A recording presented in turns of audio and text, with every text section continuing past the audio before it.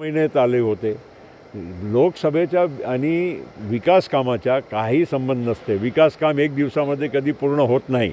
हे सगळे कामं वर्षानुवर्ष लागतात आणि त्याप्रमाणे मोदी साहेबांनी आणि भारत आणि राज्य सरकारनी ज्या पद्धतीनं इन्फ्रास्ट्रक्चर किंवा अनेक विकासाचे काम हे सुरू केले आहे, तर त्याप्रमाणे आज नक्कीच महाराष्ट्राची आणि देशाची आणि खास करून तरुण पिढी ज्यांना आज रोजगार आणि एक फ्युचर पाहिजे त्यांना खूप सारी चांगली चालना मिळत आहे. शिंदेच्या बाजूने ज्या पद्धतीने निकाल लागला तसाच काहीसा निकाल जो आहे तो तुमच्या गटाच्या बाजूने लागेल अशी धाकधूक ज्या शरद पवारांनी खुद्द बोलून दाखवली. बघा, जे न्यायिक प्रक्रिया आहे, कारण स्पीकर पण एक ज्युडिशियल अथॉरिटी आहे, या त्याचप्रमाणे इलेक्शन कमिशन ज्युडिशियल अथॉरिटी आहे आणि त्याचप्रमाणे कोर्ट्स आहे.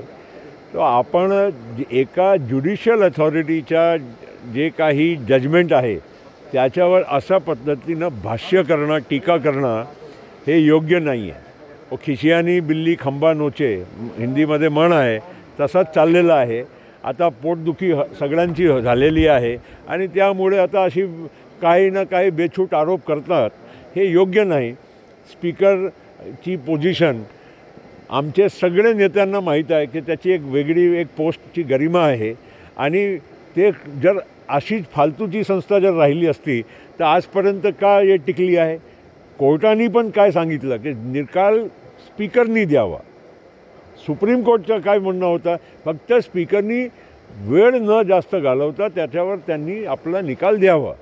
सो दॅट मीन्स की लीगल आणि ज्युडिशियल जे काही पॉवर्स आज स्पीकरकडे आहे त्याला सुप्रीम कोर्टसुद्धा मान्य करतात. महायुतीच्या जागा वाटपाचं काय स्टेटस आहे?